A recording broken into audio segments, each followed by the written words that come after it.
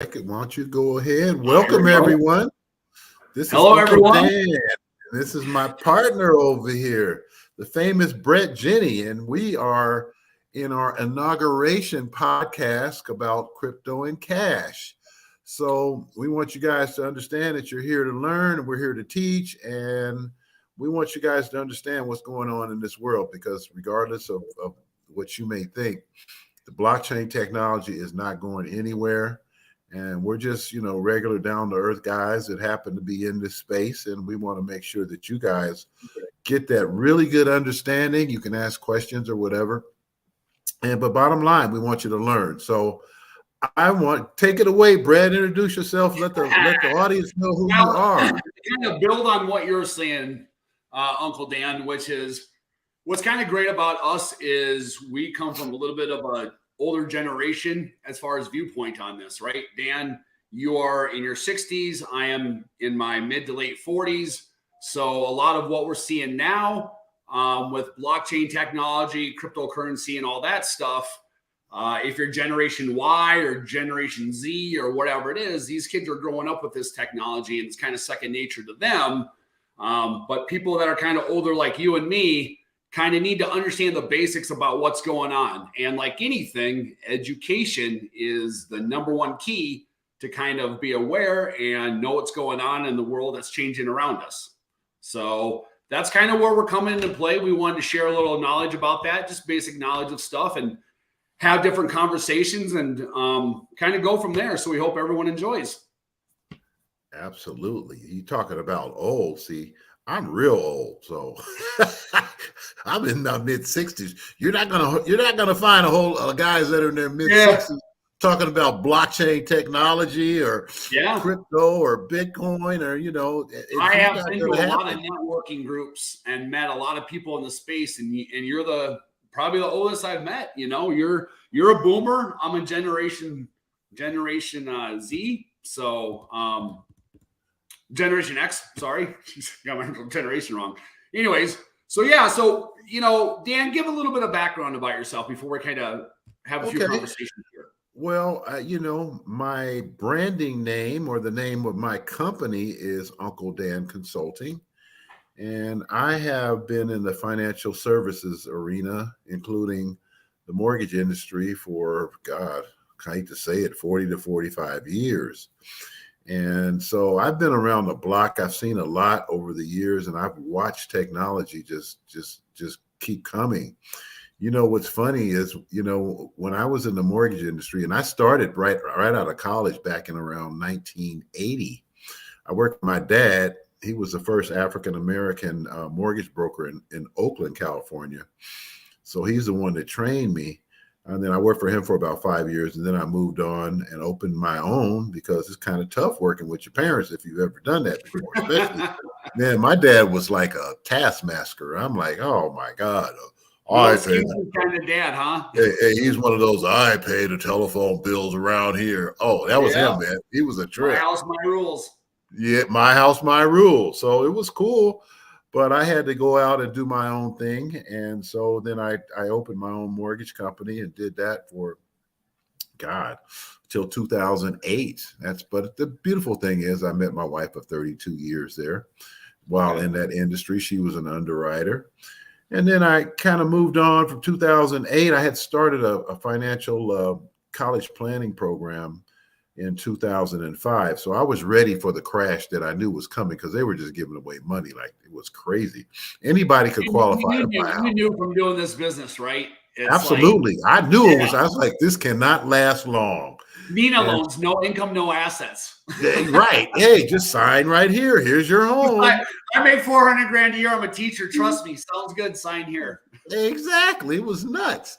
So I just continued on in that because when the crash happened, I had to lay everybody off. I had 15 loan officers, a couple of man, I had a couple of processors, I had an underwriter, I had a full-time telemarketer, and I had to let everybody go because the lenders stopped funding, but people needed to get paid. So there went my mortgage company, but fortunately I was, I saw the future and I had started that other company. So it was really easy because the one thing people would always do is they always want to take care of their kids. So I went ahead and did that until 2017, late 2017. I just got burnt out. I had more customers than I could handle because everybody, even to this day, is trying to figure out how they're going to pay for college. Yeah. But then the beautiful thing about that is I switched over to the baby boomer generation, and I was teaching them about how to protect their assets from the stock market ups and downs. Because when you get a certain age, you don't care about the returns. You just want to make sure it's going to be safe and it's going to be there. Absolutely. And then COVID-19 knocked that business out. No more workshops at the libraries. And then, but the beautiful thing about that, that's when I got into crypto. And so I didn't know a thing about it. I was fortunate to hook up with a mentor that showed me like the basics of how to set up everything correctly with the exchanges and wallets and security. But that didn't help me from getting scammed by other people, because I got scammed a couple of times actually. But I learned by it. I didn't give up. I just I have as well. Absolutely. So, and then I continued on, and then I retired in about March of this year, and tried to retire for, after 3-4 months. I'm an entrepreneur. I couldn't do it. So I got back on the trail and started attending networking events, ran across this guy named Brett who was doing a workshop for realtors in Las Vegas, and we hit it off and start kind of chatting. And guess what? That was maybe 90 days ago, and here we are. Yeah. So you got some guys that have been around the blocks. But Brett, I want you to, I'm gonna turn it over to you. Give them your background. Where have you been? Where are you now? Where are you going? Well, that's a lot of information. That's all right, man. They need to know us. So I'm originally from a small town in the Midwest, born and raised, went to school in Wisconsin, got done with college there, majored in philosophy, and I found out that being deep doesn't pay the bills. So long and short of it is, I got into real estate back there and did it for about 4 years, and then I moved out here to Vegas in 2009, right in the thick of the housing crash. Wow. In actually January of 2009. So I learned a lot. And did very well with the short sales when that kind of came about in 2012, 2013, and then owned my own brokerage in 2015 for about a year, and decided that I really didn't like owning my own brokerage, and I can get a lot more done in my life and what I want to get done when I'm just worrying about myself kind of, and not having to be in charge of a bunch of different agents. So I let go of that and just became a regular broker again. And then about end of 2017 is when I got into crypto and bought my first cryptocurrency, which was actually Litecoin and Bitcoin, around the height of it, which was about $20,000. And then I wrote it all the way down for the next 2 years, down to $3,800. But I learned a lot, right? So it's like anything. When you stick your money into something, it forces you to pay attention to it. So I like the idea of blockchain, and I had a basic idea of how blockchain worked, but I couldn't really grasp and wrap my mind around cryptocurrency. Something that's digital, I understand, because our money right now that we run, if I want to buy something through Chase Bank or whatever, is done digitally and through debit cards and all that stuff. So I get that, but I couldn't understand how that's all there was. Like, it just existed online digitally. And that really made me delve into it even more and kind of realized that the best way to look, and I think you can agree with this, Dan, which is for our viewers out there, if you want to get into cryptocurrency and you want to kind of understand what it is, number one, understand what the technology behind it does, blockchain. That's the number one thing. And that's what got Dan into it, and that's what got me into it, which is that is the future. Beyond cryptocurrency, whether the market goes up and down or whatever it is, markets are controlled by humans, but it's the technology behind it, the blockchain, that is absolutely essential, that helps humankind in numerous different ways. So when I kind of broke it down to just wanting to understand the technology, And then more importantly, I started studying the history of money. And Dan, you can back me up on this. When you understand fiat and our US dollar, and that it's not really backed by anything. In fact, no money is backed by anything. And I was having this conversation with Dan earlier today, which is there's something like of paper fiat currency that exists that's floating around the world from every single country in the world right now. It's something like 900. What's that? You know what? I'm glad you're going into that because people don't know what fiat currency is. Oh, I'm sorry. No, but that's good because you know what? When I first got into crypto, I heard the word fiat. You know what I thought? I was like, why did they keep talking about a fiat car every time I'm on one of these crypto things? It's not the car. Right. Fiat, F-I-A-T. It's Latin. And all fiat, the legal definition of fiat is literally money that is printed and created by a government. That's it. It doesn't mention that it's backed by anything. It just mentions that it's money created by governments. That's literally all it is. So to kind of get back to what I was saying, when you look at that and you say, man, you hear everybody talk about how we're kind of just an endless printing machine. They just hit print and they just create all this money, right? And you look at, especially during COVID, 80% of all the money that's ever been printed in the history of our country, 80% has been printed within the last 3 years. 80%. They're literally printing it out of nowhere. And so that made me kind of look at all the paper money that governments have printed for their people that exist in the world right now. There's like $990 trillion in paper money that exists in the world right now. However, the gold supply in the world right now is only $11 trillion. So you have over $900 trillion in paper cash backed by only $11 trillion in actual gold. So how does that happen, Dan? Right? We had this conversation earlier today, how this happens, which is if you look at the downfall of these cryptocurrency exchanges like FTX, it's the same principle. It's you're printing fake money. And we gave the example of a candy bar, right? So if I have a candy bar and I give it to Dan and I lend it to Dan and I give it to Dan and say, okay, hey, Dan, here's a candy bar. So now Dan has a candy bar. I don't have a candy bar anymore. I gave it to Dan, the candy bar. Dan then gives that candy bar to somebody else.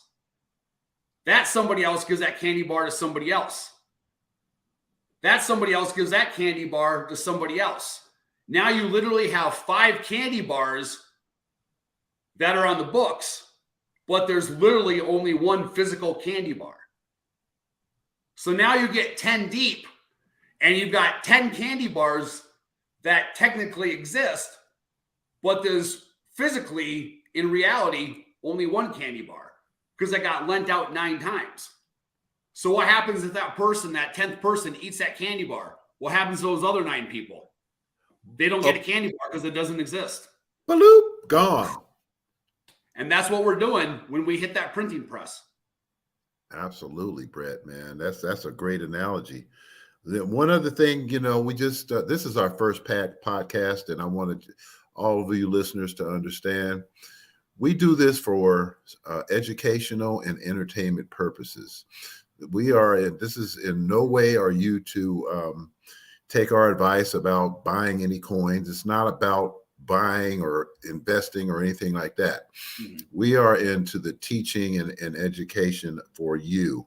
And so, you have your own mind. What we want to do is to make sure that you get information. And then if you decide to go ahead and get involved in into cryptocurrency, that, you do your due diligence as well and make your decision, not based on what we say, because there's a lot of people out there that, they're putting out information, but we're trying to make it so that you can understand just the basics. And so I had to throw that in there, Brett, because every time, you come on these things, there are people out there that may say the wrong thing and say, hey. Yeah, we're not. Yeah. Go ahead, Dan. I'm sorry. No, go ahead. Say we're not interested in trying to pitch you a coin or make money off of or anything like that. All we're interested in is showing you and explaining and educating the technology behind it, because it's a technology that's has the real world use case, So and when it comes to trading or anything like that, I'll be the first to admit I'm the world's worst trader. When it comes to cryptocurrency. Like if I'm the world's worst trader. if you want something to go down, let me buy it. I said, so I will never give advice about trading. I would say go to coinmarketcap.com and check out the top 10 cryptocurrency coins and click on each one and delve into what they do and why they exist and what problem they're trying to solve. And the top 10 are the top 10 for a reason. But it's like anything is you want to look at the technology and you want to look at what real life problems are they trying to solve and what are they actually doing. Not half these, excuse my language, what we call them shit coins, excuse my language, but that's what they're called in the crypto space, are coins from blockchains that solve other blockchain problems that don't even exist yet. You know what, Brett, to add on top of that, for those of you that don't know, currently there are about 20,000 coins out there right now. And we're still in an unregulated world. And a lot of the experts think that when regulation comes in, that 99% of them are going to be gone because they don't have exactly what you're talking about. So that would put it at what, 200 coins versus 2,000, 20,000. People need to understand that it's like anything. It has to have a real life use case scenario, like Ethereum. Everybody talks about Ethereum. Here's what Ethereum actually does: is a lot of businesses now are starting to do their contracts into smart contracts. All a smart contract is like, let's take, for example, I'm a realtor. Okay. So let's take, for example, we want to write a smart contract for a buyer to buy a house from a seller. So when someone goes to buy a house, they put in an offer and then they get the offer accepted. They do the home inspection, they do the appraisal, and there's basically a series of steps that happen from the beginning to the very end when the title company closes on it. You can put all of those steps as a process into a computer code. And when you put it into computer code, as long as all parties agree, it's self-automated, and it's basically computer programs or agreements that can be self-automated where you don't have to interact at all.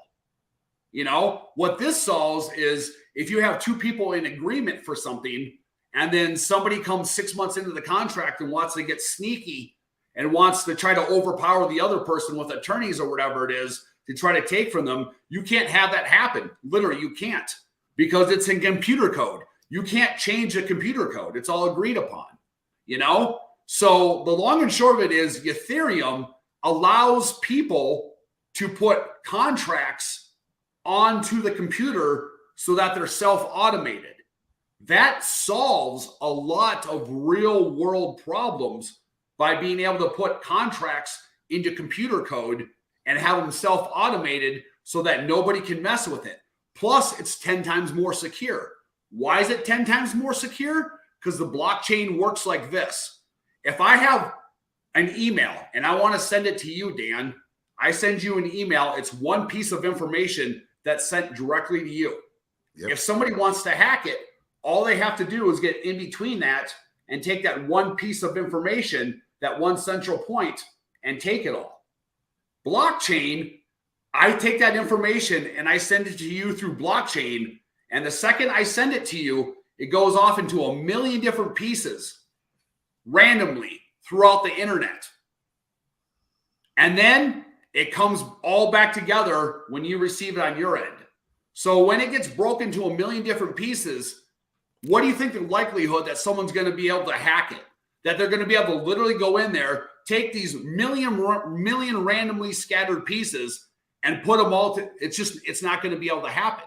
And that's It's what not going to blockchain. happen, Brett. You are so right. So that's a really good analogy so that people will understand about blockchain and what it does. And, when it comes to that, they need to, you said something really key about computer codes and things like that. People just think that, a lot of people think that this crypto is just some type of new currency. They don't understand it's basically software programs. And Yes. Yep. your analogy, what you said right now about the sending it out, it's really clear on it's virtually impossible for anyone to hack that.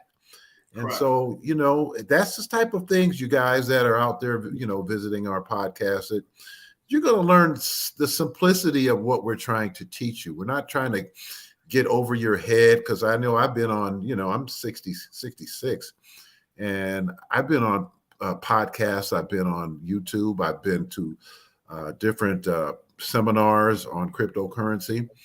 And I'll tell you, Brett, within 10 minutes, man, I had no clue what the heck they were talking about. I did not. Yeah.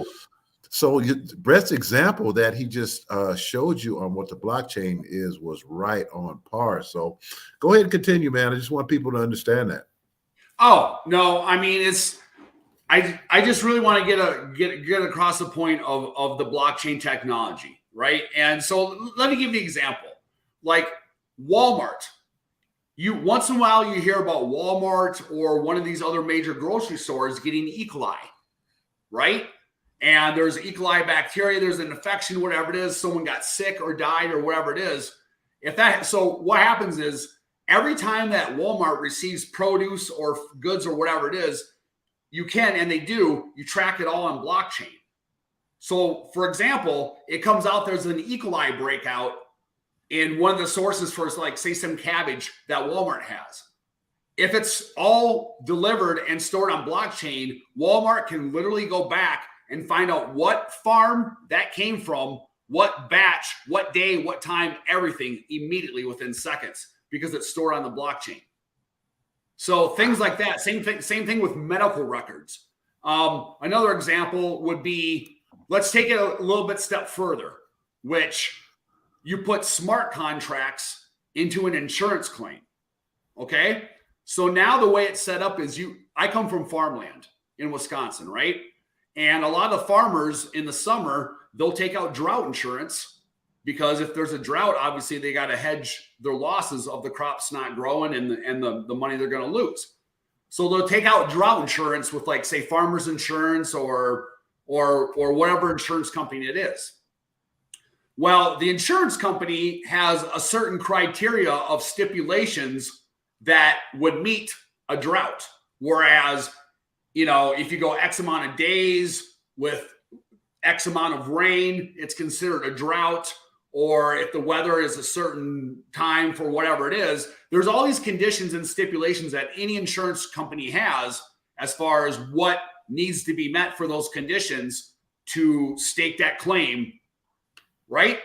So you can have the stipulations of what needs to happen for a drought into a smart contract. That smart contract can be deployed onto the internet, and that internet contract can grab from satellites, from weather satellites, and be able to monitor all the weather. So let's say that it meets a drought conditions. If you did it through a smart contract, literally the satellite will tell the smart contract the second the drought conditions have been met, and then the farmer automatically gets his payment on the spot, and the information that the insurance company needs for the claim automatically gets sent to them. Wow. Automated, without having to do anything. No insurance adjuster has to come out. No paperwork has to be filled out. Nothing. The farmer's paid immediately, and the insurance company has everything they need immediately for the claim. Wow. That's just that's a great analogy, because that's when people think about crypto. I don't think they're thinking about what you're talking about. They don't know about smart contracts or anything like that. Mm-hmm. But ladies and gentlemen, this is the technology that is coming. It's actually here already. Yeah. And so if you don't know that, I mean, and I would say probably 90% of the population doesn't. But Brett just gave you a really good example of why you need to start educating yourself into this space, because, when I would say the next few years on, everything is going in that direction, and you don't want to get left behind. That's why you see Uncle Dan over here trying to continue and educate and keep up with guy. Brett is on top of his A game. Okay. I'm probably a C plus right now, but that's okay. Cause I it takes me a little longer because I don't come from a technology background because of my age. But again, continual learning is something that everybody needs to do. So I just want everyone to know, kind of to back off of what you're saying, is as far as technology, swear to God, I barely know how to turn a computer on and off. I know nothing about programming. I know nothing about coding. I know nothing about binary code, any of that stuff. That's all nerd stuff, right? Right. And I can tell you that I've been in meetings and I've been at networking conventions where I've spoken to people who are probably top 1% of 1% intelligence in the world for coding. I've spoke to people who literally created Facebook's blockchain, and I'm working with them and I'm friends with them and all that stuff. But never once do we ever have a conversation about coding or programming or anything like that. So that's the thing that people need to step away from. Look at it this way. Okay. Here's a great way of looking at it, Dan. Right now, everybody watching this has a cell phone. And on their cell phone, they're running their life. They're going on Facebook, they're liking, they're commenting, maybe checking their grocery list, adding, subtracting, they're texting somebody, they can do a Zoom meeting, they can check their emails, they can send emails, they can do all these different things. You can run your business, you can run your entire life on your cell phone right now as we speak. Now, can anybody out there tell me what computer protocols are happening right now for your phone to do that? None. Does it matter? Absolutely, it doesn't matter. All you need to know is that it does this, this, and this. So that's the way that you need to look at it, which is, I know that there's a lot right now and it's confusing and it's a lot of things. But honestly, crypto is where the internet was in probably 1996, 1997. So there's a lot of things that need to happen in the space so that it becomes very, very user-friendly. And when it becomes very user-friendly, that's when people start to understand the problems that it solves. So I would say step away from needing to want to understand computer protocols and codes and simply look at it as what it does and the goals it's trying to accomplish and the problems it's trying to solve. So. Well, Brett, that's a great analogy, but I don't know if you guys were paying attention. That's a clue what he just said, because people who get involved right now in the crypto world, can you imagine if you said, hey, there's this internet thing coming out, and you said, hey, there's this little company called Facebook or Google, and you got involved with it. Do you know how many people became wealthy? I mean, tons of people became wealthy. Everybody's saying whatever they can to rip on crypto right now. They said the same thing about the internet. Go back and look at conversations and articles people had about the internet in the mid-90s. Same thing. People will never do this. I don't understand the point. It's going to fail. It's always like that. It's always. Hey man, same thing about Uber. Remember when Uber? That'll never work. Same thing. I know. Right. It's always the same thing. So Airbnb, that'll never work. Who would do that? So that's a hint, you guys, that you really should start paying attention to this, because like Brett just said, he was saying there's a lot of negative press out there, and that's because I understand partially why, but you have to understand that you're always going to have challenges in the beginning when there's something new, and you're always going to have people that are going to question it. And a lot of times, Brett, the reason that the media is negative on it is because they don't understand it. They don't understand it. You people here today probably got more knowledge than probably 90% of the people in the media right now, just on the little things that we've been talking about. And as a result, we're going to do our podcasts every other week because we're new and we're just, Yep. we want to bring you more information, but we want to bring you information like Brett and I have been trying to bring today so that you guys will all understand, just the basics, and we'll give you a little bit more and a little bit more. And on top of it, we're always going to laugh and have fun because that's who we Absolutely. are all the time. Let us know if you guys have any questions or things you want to hear about or questions that you have so that we can come to the next show with answers. So, Dan, it's been a pleasure, man. You as well. Sounds like a plan. We'll see you guys, huh? Everybody, thanks for watching. See you in a couple weeks.